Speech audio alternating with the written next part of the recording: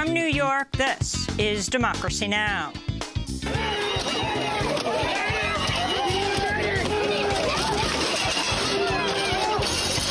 In the final weekend of the election season, police in North Carolina pepper sprayed voters heading to the polls during a Get Out the Vote rally in the city of Graham.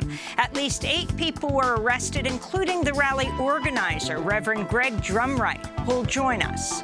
Meanwhile, in Texas, a caravan of Trump supporters tried to run a Biden campaign bus off the road. One truck swerved into a car full of Biden campaign workers. Trump responded by tweeting, "I love Texas." Joe Biden condemned the political intimidation. We've never had anything like this. At least we've never had a president who thinks it's a good thing. Plus, we go to the key battleground state of Florida to speak with Haitian-American author Edwidge Danticat to talk about how 250,000 U.S.-born children could be separated from their parents if Trump wins re-election and terminates temporary protected status for migrants. We'll also speak to a 13-year-old U.S.-born girl who is the daughter of TPS recipients from Haiti. So if you vote, you can make a difference in what happens to me and all those other children. All that and more coming up.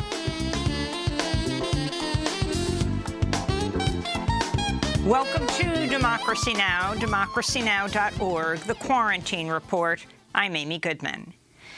One day ahead of Election Day, over 94 million people have already cast their ballots, more than 2/3 of the total number of ballots cast in 2016. In Graham, North Carolina, police arrested 8 people and unleashed pepper spray during a peaceful Get Out the Vote rally in March, which planned to end at the early voting site. The participants started at a black church and stopped at a Confederate monument opposite the county courthouse to honor George Floyd and Black lives before law enforcement officers in riot gear attempted to clear them out. Officers then started pepper spraying the crowd that included young children and elderly people. North Carolina Governor Roy Cooper and rights groups condemned the police action. We'll have more on this after headlines with the event's organizer, Reverend Greg Drumright.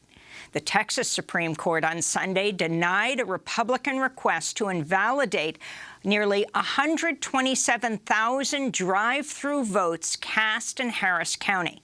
Harris County set up 10 drive-through polling sites for early voting, which ended Friday and Election Day, to make voting easier and safer for Texans during the pandemic. However, the outcome of the case is still not guaranteed, as the Republican plaintiffs also filed suit in federal court, which is set to hear the case this morning.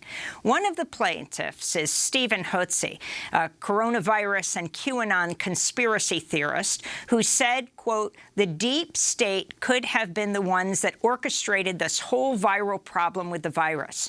During the racial justice uprising this summer, Hotze told Texas Governor Greg Abbott in a voicemail he should order the National Guard to kill protesters. He said, quote, "Shoot to kill the sons of bleeps. That's the only way you restore order.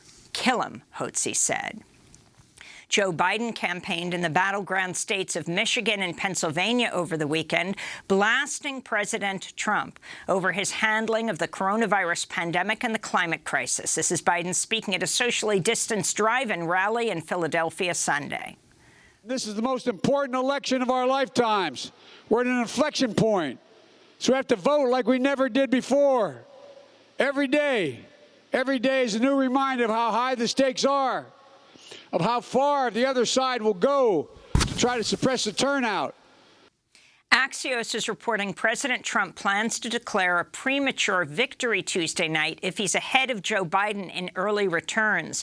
Election forecasters say vote counting after Election Day will likely favor Biden, particularly in Pennsylvania, even if Trump holds an early lead. Trump denied the report Sunday, but told reporters he opposed counting ballots after November 3rd. I think it's a terrible thing when people or states are allowed to tabulate ballots for a long period of time after the election is over. Trump also suggested he expects to win any election cases that land before the Supreme Court. This is Trump at a packed campaign rally in Pennsylvania Saturday. If we win on Tuesday, or, thank you very much, Supreme Court, shortly thereafter. On Sunday, senior Trump campaign advisor Jason Miller came under fire for suggesting Democrats could attempt to steal the election by counting ballots after Election Day. Miller spoke with ABC News. If you speak with many smart Democrats, they believe that President Trump will be ahead on election night, probably getting 280 electorals, somewhere in that range. And then they're going to try to steal it back after the election. We believe that we will be over 290 electoral votes on election night. So no matter what they try to do, what kind of hijinks or lawsuits or whatever kind of nonsense they try to pull off, we're still going to have enough electoral votes to get President Trump reelected. The FBI is investigating after motorists with Trump 2020 flags surrounded and harassed a Biden campaign bus driving down a Texas highway. Video shows one truck swerving into a car reportedly full of Biden campaign workers. Trump defended the drivers, tweeting, "These patriots did nothing wrong," and that the FBI should instead investigate Antifa. Meanwhile, hundreds of Trump supporters and their cars blocked traffic on the New Jersey Turnpike and the Mario Cuomo Bridge in New York on Sunday. Coronavirus cases in the United States topped 9.2 million as scientists warn the virus is spreading at a faster rate than before and hospitals will be pushed beyond capacity. On Friday, nearly 100,000 new cases were reported, the highest single-day number of cases recorded for any country. A Stanford University study found Trump rallies between June 20th and September 30th may have led to over 700 COVID-19 deaths and 30,000 new cases. Trump has repeatedly discouraged and mocked mask wearing while continuing to hold events with tightly packed crowds with minimal mask wearing in coronavirus hotspots. At a rally in Florida Sunday, Trump suggested he could fire top infectious disease expert Dr. Anthony Fauci after the election.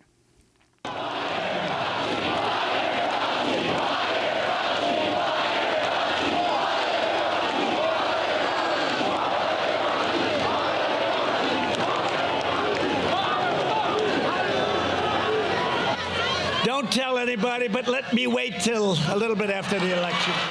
The crowd was chanting, "Fire Fauci." This comes after the Washington Post reported Dr. Fauci said the pandemic would only get worse in the U.S. and that Joe Biden's campaign, quote, is taking the pandemic seriously from a public health perspective, unquote, while Trump is prioritizing, quote, reopening the country.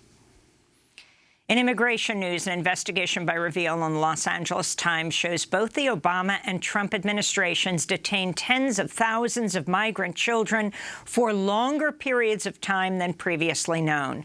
The report reveals over 25,000 migrant children were detained for more than 100 days in the past 6 years. Nearly 1,000 children were in shelters for more than a year. In related news, the New York Times reports the U.S. has been deporting unaccompanied children from Central America and other countries to Mexico, violating a diplomatic agreement that requires the U.S. to deport them to their home countries where they may be able to reunite with their family. In Poland, an estimated 150,000 people rallied in Warsaw Friday to protest against a court decision banning nearly all forms of abortion. The protests were the biggest since the Solidarity movement of the 1980s. I am a woman, I am a mother. I have a daughter, and I think I am here not only for myself, but also for my daughter, so that she can live in better times. I want the best for her and for everyone. I think it's important for everyone who lives in Poland. In Ivory Coast, at least 12 people were killed during protests Saturday as voters headed to the polls. Anti-government protests intensified in the weeks leading up to the election as opponents say the president's bid for a third term is a violation of the constitutional two-term limit. As early results show him in a commanding lead, opposition leaders are calling for a civilian transition from his government. Al Jazeera reports at least 30 people were killed in pre-election violence. In Hong Kong, authorities have arrested 8 opposition politicians over their roles in resisting a controversial new security law that gives China sweeping powers over Hong Kong. The 8 were part of contentious parliamentary hearings last May, where they opposed a bill that critics say criminalizes free speech and protests and erases any autonomy Hong Kong once held. This is Wu Chi-wei, chair of Hong Kong's Democratic Party. We think this is completely unacceptable, and the government has fabricated pretexts and used groundless charges to suppress the opposition voice in the Legislative Council meeting.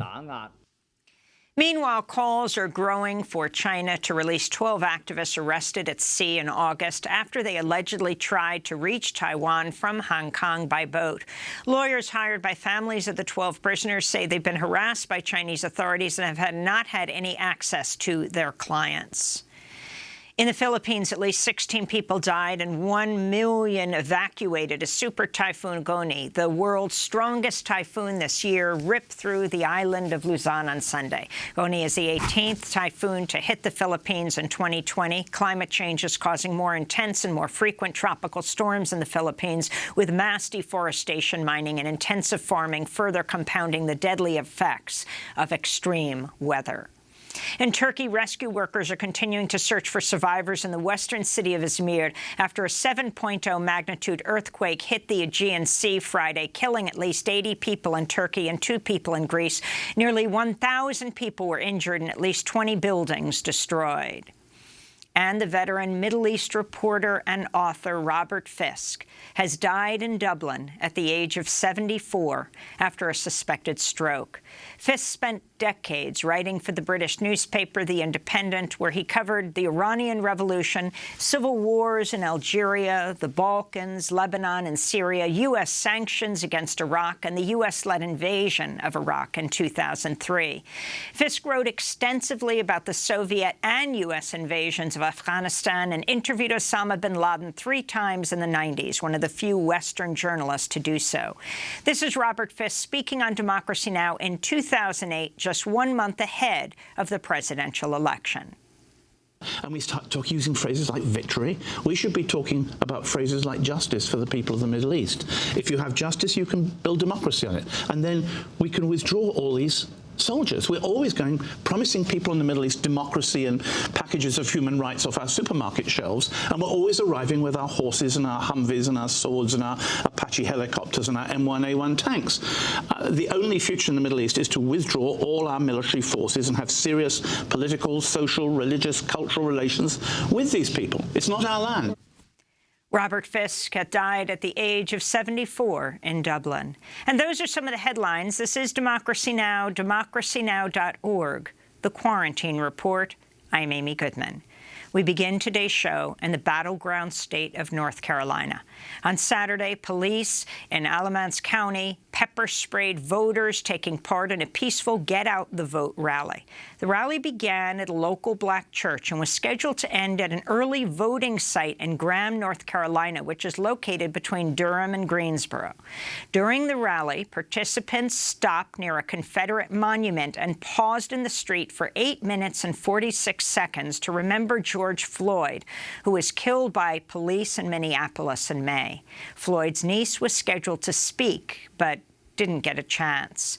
Moments later, the police, some dressed in riot gear, began pepper spraying the crowd, which included children as young as 3 years old. One elderly woman in a wheelchair appeared to have had a seizure after being exposed to the pepper spray.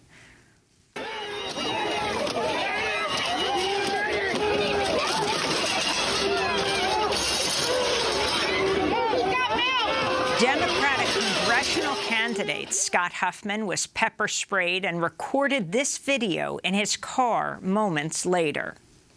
Hey, everybody, it's Scott Huffman. I'm running for Congress here in District 13, and my eyes are full of pepper spray because, you know, we were peacefully demonstrating. We were exercising our First Amendment rights with Black Lives Matter, and what I've witnessed is what is happening all over America. This is wrong.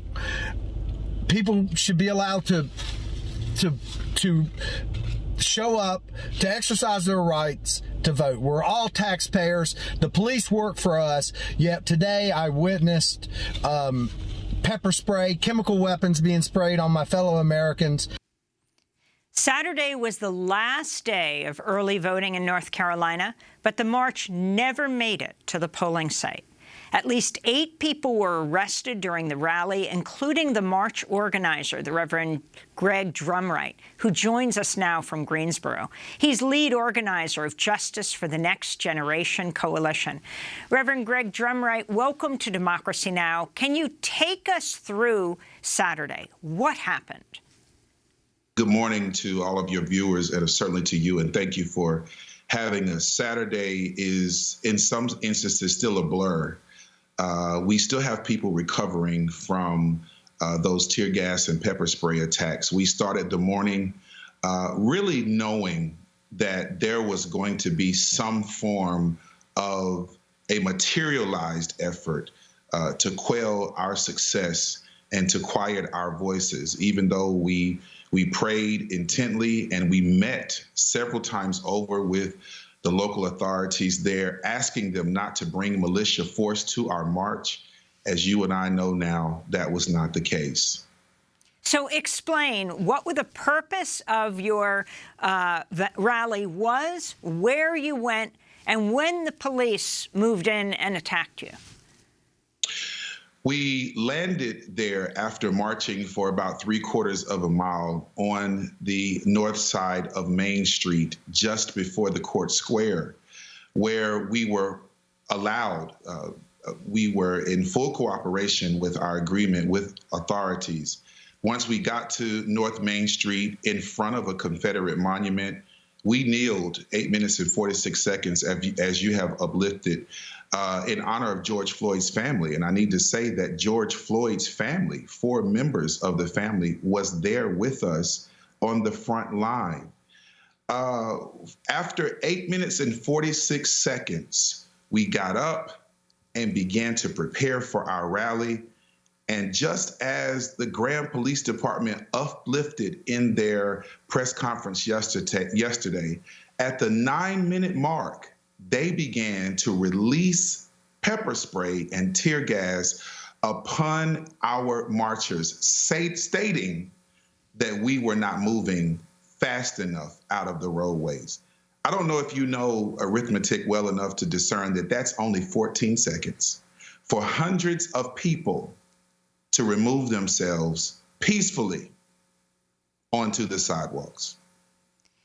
So tell us who the sheriff is, and then tell us what happened next once the police tear gassed and pepper sprayed you. Were they wearing riot gear? We seen all types of tactical force dressings and gear. We petitioned Chief Christy Cole, who was in charge of this. Sheriff Terry Johnson's department, his deputies were working in concert with Chief Christy Cole and the Graham Police Department. We begged them not to bring militia force. We begged them across several letters stating that when this type of police presence gets involved, Black and brown people end up in jail. And so we started our riot with people already being injured, people already being hassled and detained by local police authorities simply because they would not get onto the sidewalks after they escorted us in the streets fast enough. Again, 14 seconds to make something like that happen with a crowd of hundreds of people.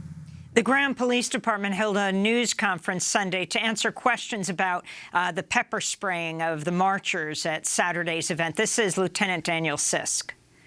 We wanted them to have a successful event.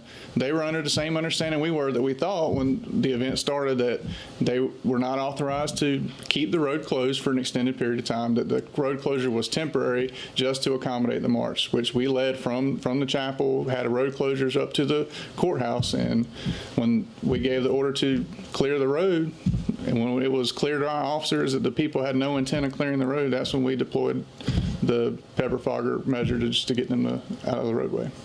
So that was Lieutenant Daniel Sisk. And I'm looking at a flyer that was published and distributed by your organization, Justice for the Next Generation, that says on Saturday, October 31st in Graham, North Carolina, participants will be, quote, marching from Wayman's Chapel AME to a Court Square rally at the Confederate Monument and on to Elm Street Pole.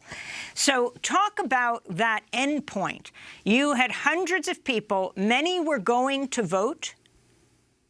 Yes, we believe that many were going to vote. We believe that others were waiting for us to get to the Elm Street poll to vote in concert with us. The truth of the matter is we really don't know what those numbers would have looked like because of this police brutality. We never made it to the polls.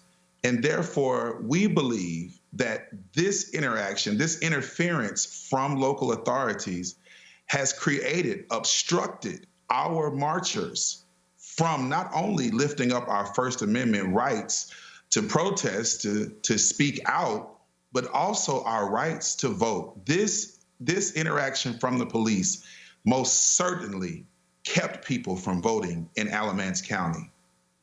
You know, as people heard this story all over the country, the parallels were being made to Bull Connor, the head of so-called security in Birmingham, who would water hose the people who are going to register to vote, beat people, water hose children. Your thoughts, Reverend Drumright?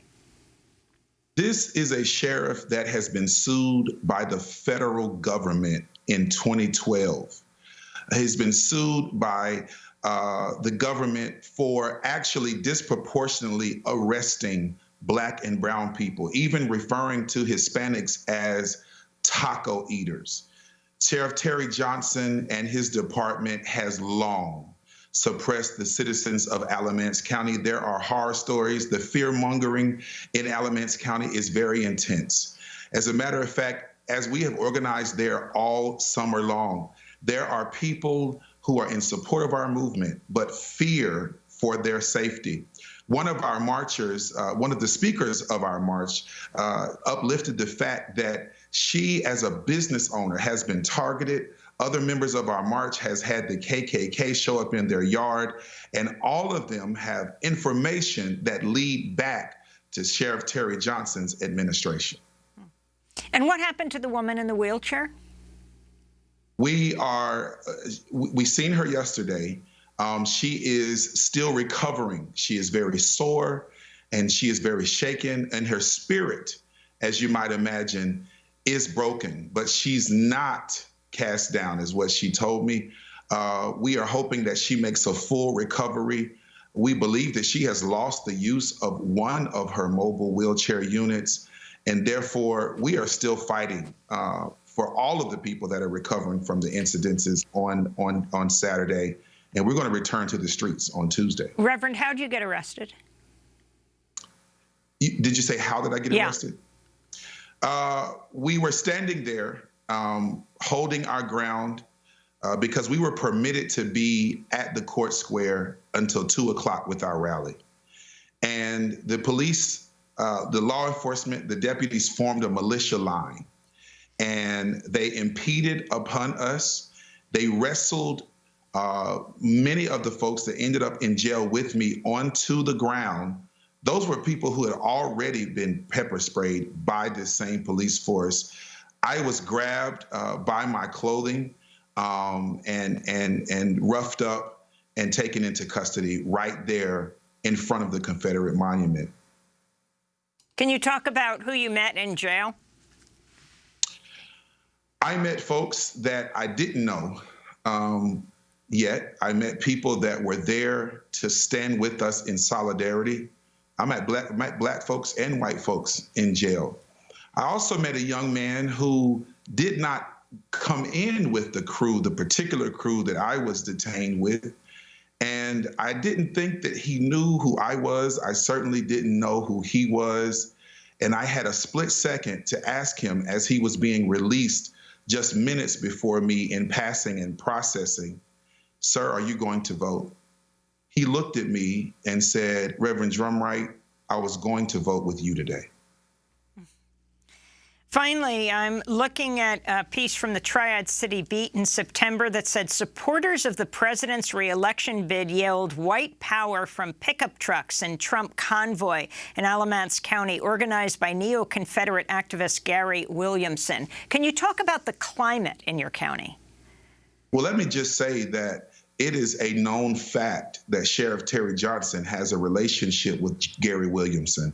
From that July 11th event, we have footage of Sheriff Terry Johnson actually being sympathetic, putting his arm around Mr. Williamson and telling Mr. Williamson just to calm down, while his same sheriff deputies were being instructed to lock up our peaceful protesters. That's why we are advocating. That's why this was not just a march to the polls, but we had to stop by that Confederate monument and uplift our peaceful message for change. There needs to be police reform in Graham, North Carolina, just as it is being discussed in Minneapolis, Minnesota. This scene from Saturday, and even the scene from July the 11th, where over 200 Confederates and neo-Nazis were allowed access to our march to disparage our efforts, to disrupt our efforts, is all too common right now in North Carolina. What are your plans for an election day, for Tuesday? You know, I am banned from Graham until Tuesday.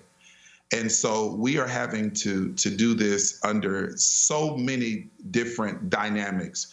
We thought that Saturday would end our George Floyd summer and that we would have a little time to rest. We never imagined that we would be planning voter efforts on Tuesday on the streets. And so as soon as our interview wraps and in between other interview opportunities today, we're in very intense meetings to figure out with our very meager resources how we are still going to get people now into their various districts to vote. We also are concerned about the people who can't register to vote now, because Saturday was the last day of registration and voting in one stop.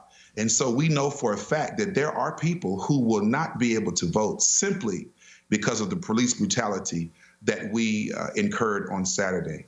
We do know that our efforts will start at 9 o'clock, and we're asking everyone to stay attuned to our social media for the official announcement of our plans afternoon today. Reverend Greg Drumright, I want to thank you for being with us, lead organizer and activist with Justice for the Next Generation. Next up, we go to Texas, where a caravan of Trump supporters tried to run a Biden campaign bus off the road. One truck swerved into a car full of Biden campaign workers.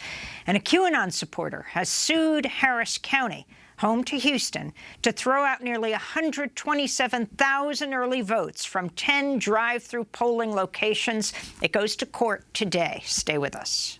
Even though the birds ain't singing and the sun ain't shining, it looks like a beautiful morning. Each day is another chance to do the things I could have done the day before but didn't and known I should have. So I say a prayer for the gone for gooders who left this world and kiss my girl good morning sugar. Another sunrise, and as much as I would love to roll over on you, I cannot do it because the good Lord, I prayed to him and he said it's listening now, so I better have something to say to him. So I'ma tell him how it went down, man. Doing shows for free, going out of town, man. The way I almost broke down and got a 9 to 5 cause I had more press than sound scans. This is the price that I pay for this music, and every word that I write is a testament to it. And if I had to go back, I wouldn't change a thing.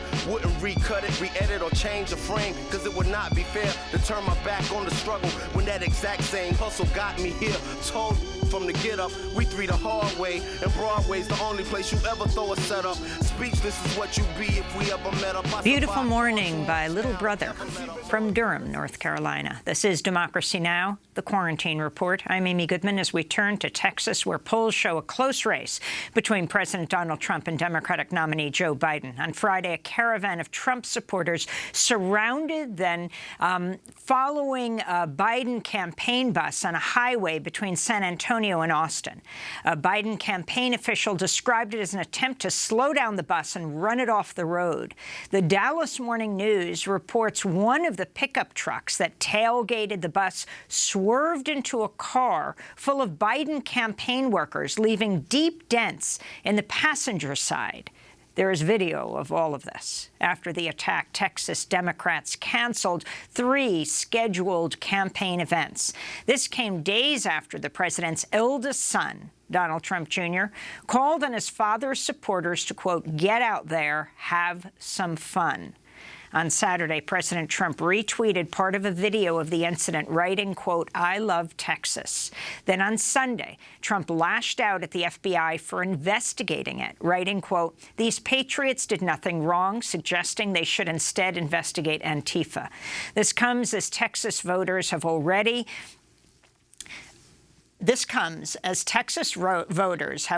cast more than 9 million ballots, more than the state's total turnout of the 2016 presidential election. Meanwhile, on Sunday, the Texas Supreme Court denied a request to throw out nearly 127,000 early votes from 10 drive-through polling locations in Harris County, home to Houston. The drive-through polls allowed any registered voter to cast their ballot in their car instead of going inside polling centers. The case will now be heard today before the notoriously conservative U.S. District Judge Andrew Scott Hainan, who was appointed by President George W. Bush. The Harris County Clerk's office said it created drive-through voting, quote, in the wake of the COVID-19 pandemic as a safer, socially distant alternative to walk-in voting for all voters. The office is led by 34-year-old Chris Hollins, the county's youngest and the first black clerk. Hollins also pushed to make it easier for Houstonians to vote during the pandemic by tripling the number of early voting sites. Last week, he kept 8 polling locations open for 24 hours for the first time in Texas history. The result has been record-breaking voter turnout. Critics note the drive-through voting sites now being challenged were originally approved by the Republican Texas Secretary of State and were set up in consultation with local Republican officials. One of the main people who filed the lawsuit challenging the drive-through ballots is right-wing QAnon conspiracy theorist Stephen Hotze, who has called COVID-19, quote, much ado about nothing, and also sued Harris County over its order requiring people to cover their faces in public. The lawsuit claims drive-through sites are unconstitutional, but Harris County Judge Lina Hidalgo, who holds a non-judicial executive position, addressed voters Sunday night and said Texas Supreme Court's decision proves otherwise. We are working with urgency with the brightest legal team in our state who is working day and night to fight this frivolous litigation that is now in federal court. I do acknowledge that the fact that we're even having this conversation is cause for concern and means that something it needs our attention. We have to be real and put out there that it is bewildering that this is even happening, that these votes that have already been cast that folks are trying to invalidate them. We know we're right on the law. We had drive-through voting for a past runoff election. The Secretary of State has seen our plans for months with no objection. Just a few hours ago, the Texas Supreme Court rejected a petition to have these votes invalidated. More than 40% of Harris County residents are Latinx, and about 1 in 5 residents are black. For more, we go to Alpine, Texas, where we're joined by Susan Hayes, special counsel to Harris County, Texas, on election matters. She's worked on election laws in Texas for over 20 years. Welcome to Democracy Now!, Susan Hayes. So let's talk about this. The Texas Supreme Court hands down a decision, says these nearly 127,000 votes, ballots, can be counted. Explain what was set up to enable people to vote and what it means going before the federal court today. Right. First, thank you for having me on today. Harris County has set up 10 separate drive-through locations. 9 of them are these enormous metal framing and tent structures. One of them is in a parking garage at the Toyota Center, one of the major sports arenas in Harris County. Voters pull up, they're greeted by an election worker, just as they might be at a walk-in polling place. They're asked to turn off their cell phone, not converse while they're voting. Their IDs are checked. Texas requires a voter ID.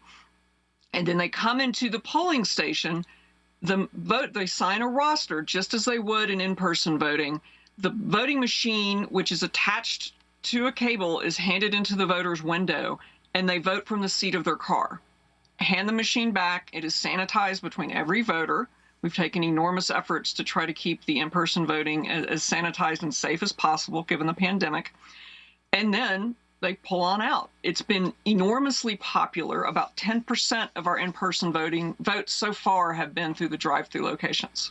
How long has this gone on? Well, it was pilot tested during a July primary runoff, and we surveyed everyone who went through. The results were incredibly positive.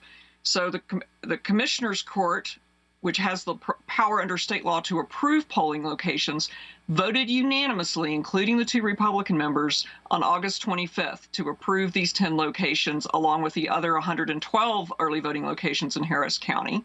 And it began on the first day of early voting on October 13th. And the Texas Supreme Court has denied 3 separate petitions for writ of mandamus trying to attack and stop the drive-through voting. So so this whole process landed in court. Once again, the Texas State Supreme Court ruled on behalf of what was it, Harris County, said that these votes can be counted. Where does it go now in the federal court? What is it up against? It is in the middle of last week, an almost identical complaint was filed in the Southern District of Texas. The judge set it for a hearing this morning at 10:30 on a motion for preliminary injunction. And what they're asking for is that these votes be segregated and not counted tomorrow night, which is directly contrary to Texas law. Texas law requires that all the votes be counted. And if any candidate's race is close, then they can file an election contest. An election contest is the remedy to any issues with the voting process, not lawsuits that happen before the election. And we do not know what will happen today with the court. We have an incredibly strong legal team that's been lined up in Houston that will be presenting argument.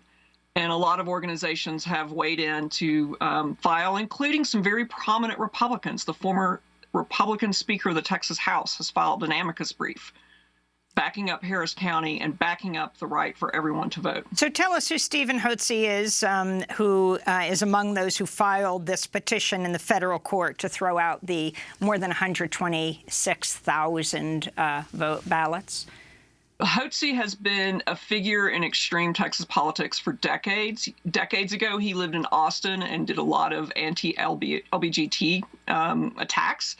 He was for a while a major power broker in Harris County Republican politics. You didn't get to be a judge in Harris County without his blessing. He published a slate card of people he endorsed, except you had to pay him to get endorsed. And as Harris County has gone blue, his political star has fallen. He's become more and more outrageous, as you explained in your opening report. He has filed 10 separate direct lawsuits at the Texas Supreme Court since the pandemic began. 5 attacking health measures that local officials have taken, particularly Judge Lena Hilago of Harris County, and 5 about election procedures, very focused on Chris Hollins, notably another person of color and in power in Harris County. And the Texas Supreme Court has denied every single one. QAnon supporter. Yes. He's been so bad for so long that, in a way, doesn't even add that much to how extreme he's been in Texas politics and the sort of cancerous effect he's had on some Republican politics in Texas. If the federal court throws out these votes, do all of these people have to vote tomorrow? That is one potential solution we have, along with the rest of the country since Bush v. Gore, a provisional balloting system. Harris County does have the data of who voted drive-through. And the voters in Harris County, be they Republican, Democratic, or Independent, are very unhappy about this. Some of the voters have intervened in the case. filed late last night. There are about 20 who are named in that intervention, but we have currently over 4,000 other voters signed up to join the lawsuit as well. Finally, on Saturday, Susan Hayes, Trump tweeted a video of his supporters surrounding the Biden-Harris campaign bus in central Texas, writing, quote, "I love Texas." The president's tweet came after a separate video surfaced showing cars and trucks with Trump 2020 flags encircling Biden's blue campaign bus as it traveled from San Antonio to Austin on a highway. It was it's astounding video. Biden criticized Trump's tweet during a campaign rally in Philadelphia Sunday. There's a big Greyhound bus, light bus, painted blue with Biden's markings on the side. And it was on Interstate Highway in Texas. And a bunch of Trump trucks, pickup trucks with Trump flags, tried to run it off the road. We're stopping in front of it. And the president saw it, took the video that someone had taken, and tweeted it back out and said, "I love Texas. I love Texas." We've never had anything like this. At least we've never had a president who thinks it's a good thing. So that was Biden. On Sunday, Susan Hayes, you tweeted, while all of you were getting excited about Texas turnout or horrified about terrorists trying to run a bus off the road, Texas passed California in COVID cases. Now call everyone you know to vote like your life depended on it. If you can talk about what actually took place, you have a Trump car ramming a car of Biden campaign workers. The FBI now saying they're investigating as Trump tweets, "I love Texas." You know, what I know is what I've seen through the media, and I watched the video. I'm very familiar with that stretch of highway. It's an incredibly busy area between Austin and San Antonio. It's a dangerous stretch of highway on a good day. But I was very disappointed in the Hays County Sheriff, which is the county just south of Austin, for not seeming alarmed about that. And I also noted that sheriff is on the ballot tomorrow. And of course, because there's video, you can see license plates. You can see exactly who did this. This ultimately forced the Biden campaign to cancel their events. Absolutely. And, you know, I hope that the Department of Public Safety, which would also have jurisdiction over that stretch of highways, investigating as well. And I would hope the relevant sheriff's departments are investigating as well. And, you know, law enforcement doesn't talk about investigations while they're ongoing, but I would hope that they would quickly wrap that up and arrest whoever was driving that black pickup who tried to run a car off the road in the middle of a busy interstate. You know, the speeds on that interstate regularly exceed 75 miles an hour. I doubt the bus was going that fast, but that's the traffic and the rate along there. It's very dangerous, as I said, on a good day. Well, I want to thank you very much for joining us. Final question about COVID. I mean, Texas breaking records in early voting, but also around the issue of COVID. Can you talk about the scale of the pandemic and how you think it's going to affect the rest of the election, the record voting in Texas so far? You know, it's shooting up. Our state government has not handled it well. Our state government has aggressively pushed back on county governments who have tried to handle it. El Paso is having an outbreak, and our attorney general sued the county judge for putting the county on lockdown. You know, I'm speaking to you today from Alpine, Texas, a remote rural area, because my husband has underlying conditions. And we came here to try to be safe. It's now hit the rural counties with a vengeance, in part because of all the messaging coming from President Trump and coming from, you know, people like Steve Holtze who deny medicine and deny science, trying to minimize what people should be doing. And it's killing people. It's killing people in the rural communities. It's killing people along the border, Latinx who are more susceptible to it. It's awful. Susan Hayes, I want to thank you for being with us. Special counsel to Harris County, Texas on election matters, worked on election laws in Texas for over 20 years. Next, we go to the battleground state of Florida to speak with Haitian-American author Edwidge Danticat, talk about how more than 250,000 U.S.-born children could be separated from their parents. And we'll speak with one of them. Stay with us.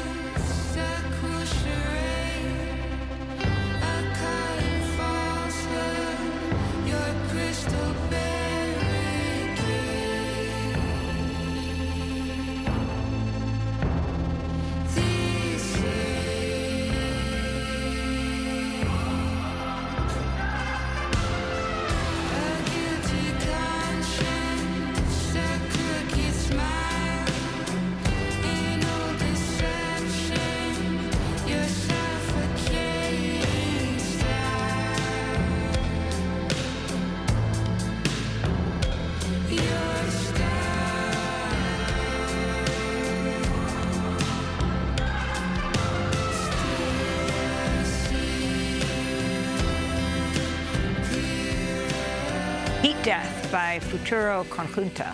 This is Democracy Now! I'm Amy Goodman. We end today's show in the key battleground state of Florida, which could decide the presidential election. Many political analysts say Trump has little chance of winning the Electoral College if he loses in Florida, which has 29 electoral votes. We turn now to look at how Trump and Biden's immigration plans could impact the race in Florida. Over 273,000 U.S.-born children could be separated from their parents should Trump win re-election and terminate TPS. That's the Temporary Protected Status Program, which has protected migrants from El Salvador, Haiti, Honduras, Nicaragua, Sudan, and Nepal. Tens of thousands of TPS recipients live in Florida. The award-winning Haitian-American author Edwidge Danticat writes about this in her new piece headlined, "Be the Vote for Immigrant Families Under Threat by the Trump Administration." Edwidge Danticat joins us from Miami, along with 13-year-old Christina Pantieu, the U.S.-born daughter of two TPS recipients from Haiti. Christina is a member of Family Action Network Movement, or FAM, and a co-chair of the group's Children for Family Reunification Initiative. She testifies any place she can to talk about what's happening. Edwidge Danticat, we are on the eve of the election. Talk about what's at stake. Good morning, Amy, and thank you so much for having us. There is a great deal at stake overall. I mean, I think for so many issues, for immigration, for COVID, for healthcare. But what's specifically with Christina today is at stake is the fact that whether she will be able to stay with her family or she and other children in the same situation as her. There's so many of them. And Christina has a very powerful story. And when I met her in 2007 was the first time that TPS was announced terminated. And then lawsuits have kept it going. Ramos versus Nielsen in California, and Saget versus Trump, which is a case that now is basically really the only wall between the full termination of TPS and children like Christina being able to stay in the only country that they've ever known. Well, let's bring Christina in right now. I want to read the beginning, Edwidge, of your of the op-ed that you wrote. I have never seen a child work so hard to keep her family together. For the past 4 years, Christina Pantieu, 13, has been addressing rallies, attending congressional briefings and press conferences, writing open letters, and recording videos addressed to elected officials, including House Speaker Nancy Pelosi and President Donald Trump. Christina, tell us your story, your family's story, your parents' story, how you all came to the United States, how they came, and you were born here. Thank you for having me.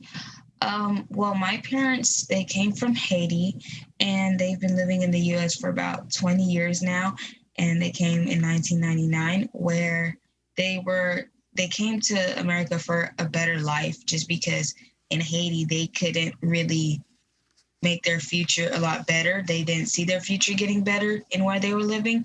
And in 2010, they were granted TPS because of the earthquake that happened there. And they've been living here ever since 1999. And just to be clear, this earthquake, 300,000 Haitians died in the earthquake. Yes, and many people were affected. We lost a lot of family that we had there, and so that granted them TPS and many other people TPS too. And so they've been living here for 20 years, and I believe it is 2017 that President Trump was mentioning that he's terminating TPS. And because of this, terminating TPS would affect all of us, especially kids like me who are U.S.-born children who've never been to their parents' country before. And there's other children who may or may not even speak their parents' language, their home country's language. So many of us could be affected on whether TPS is terminated or not. And I found out about this when I was 9 years old. And I found out that my parents could be taken away from me at any time, and there was nothing that I could really do about it. And I, for the first time, started public speaking in this interview. And they realized that I could do something with my voice. And ever since then, I've been public speaking. I've been going to rallies. I've been going to Washington to speak with Congress on this issue. And it's been about 4 years now. Your parents are nurses? Yes. My mom is a LPN and my dad is a RN licensed, registered nurse. Now, you're 13, so you can't vote. What do you tell kids your age to do? Well, I cannot personally vote, and there are other kids who cannot vote because of my age.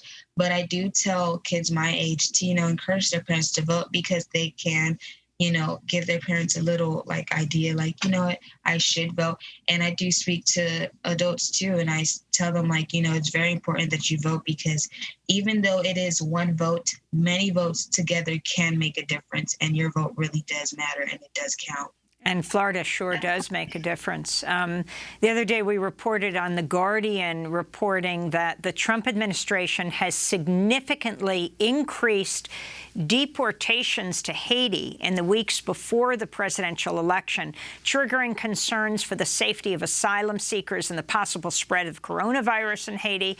The watchdog group Witness at the Border has recorded at least 12 deportation flights to Haiti this month. This comes as immigrant advocates say black asylum seekers are being disproportionately targeted. Earlier this month, 60 Cameroonian and over 24 Congolese asylum seekers were deported en masse, many alleging ICE agents tortured them to force them to sign removal papers. And I wanted to bring Edwidge Danticat back into this conversation. I was speaking to someone who is engaged in a black turnout the vote effort in Massachusetts, who said she spoke to someone, a Haitian-American woman who'd lived here for decades, could vote, and she said that she was afraid to go to the polls on Election Day because she was afraid she would be deported. Can you talk about the chilling effect this has, and if you think that's part of the intention, all of this activity right before the election, Edwidge? Absolutely, Amy. I think this is part of voter suppression is such a part of Election Day, especially in such an important election in the United States. We know the long history of trying to differentialize people to take away their ability to vote. Now there's another layer of it, I think, with immigration and people who are citizens, all the ways that they are going to make it harder to vote because Miami-Dade, where we live, can potentially decide this election. So I expect tomorrow there'll probably be a lot of obstacles placed in the paths of people of color, immigrants, people who might be voting for the first time. So I'm not surprised by that. I'm also, with the deportations, that seems to be part of, the start of part two of this, of the Trump administration's immigration policies. The other day, Stephen Miller outlined what they were going to do, all the restrictions and the deportations, especially the most recent deportations during COVID-19 seem to have accelerated in the last weeks towards that path. They seem to be trying to attack on both fronts, and both on this voter suppression front and also on this immigration front. You wrote a piece earlier this year for the New Yorker magazine titled "The Ripple Effects of the Coronavirus on Immigrant Communities."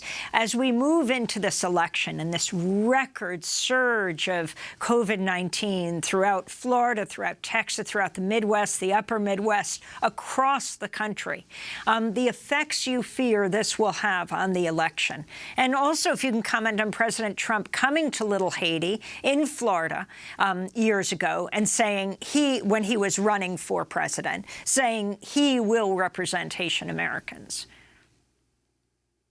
Well, I think very few, I did not believe that he was going to represent our greatest champion, as he mentioned.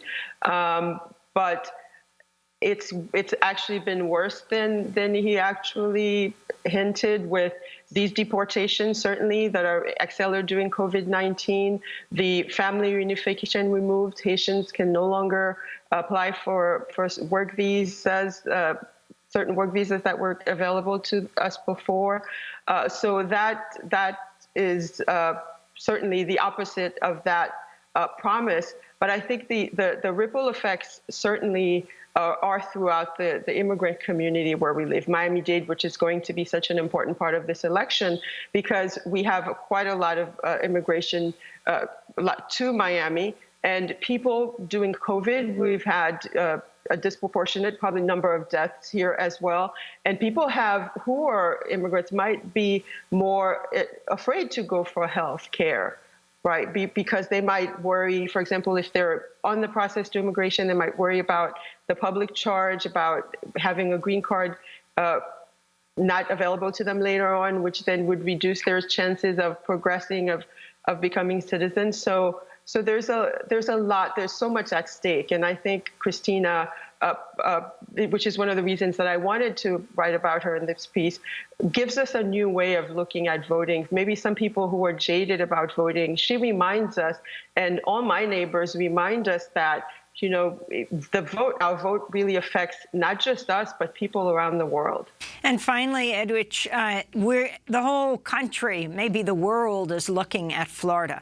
Absolutely key state. In order for Donald Trump to win, he must win Florida. What are you looking at in these last 30 seconds that we have? Well, I'm looking at tomorrow, the turnout. I hope that they won't be putting mountains in people's ways, that they'll be able to come out and vote in large numbers and vote for themselves and vote for their neighbors and really vote for the future. People like Christina, young people like that who are counting on us, vote for them. Well, I want to thank both of you for joining us from the key battleground state of Florida. Edwidge Danticat, the Haitian-American novelist, and Christina Pontieu of the Family Action Network movement, co-chair of the group's Children for Family Reunification Initiative. One of 273,000 U.S.-born children who could be separated from their parents if Trump wins re-election and terminates temporary protected status. Finally, this reminder. Tomorrow, Tuesday, November 3rd, Democracy Now! Will air a 3-hour election night special from 9 p.m. to midnight Eastern Time. You can watch it live on our website at DemocracyNow.org. We'll cover the results from the presidential election to congressional and state races, as well as ballot initiatives around the country. Democracy Now's Election Night Special will feature interviews and perspectives you won't hear anywhere else. We'll include voices of activists, analysts, grassroots leaders, discussing how the movements on the ground will go forward following this historic election, and we'll discuss election protection. We'll discuss the voting around the country. Again, it's 9 p.m. to midnight Eastern Time. You can watch at DemocracyNow.org, or also stations across the country can run the Democracy Now! Special. That does it for our show. Democracy Now! Is produced with Renee Feltz, Mike Burke, Dina Guzder, Libby Rainey, Nermeen Sheikh, Maria Tenosena, Carla Wills, Tammy Warrenoff, Tarina Nadura, Sam Alcoff, Tamari Astudio, John Hamilton, Robbie Karen, Honey Massoud, and Adriana Contreras. Special thanks to Julie Crosby and Becca Staley. I'm Amy Goodman. Save lives, wear a mask.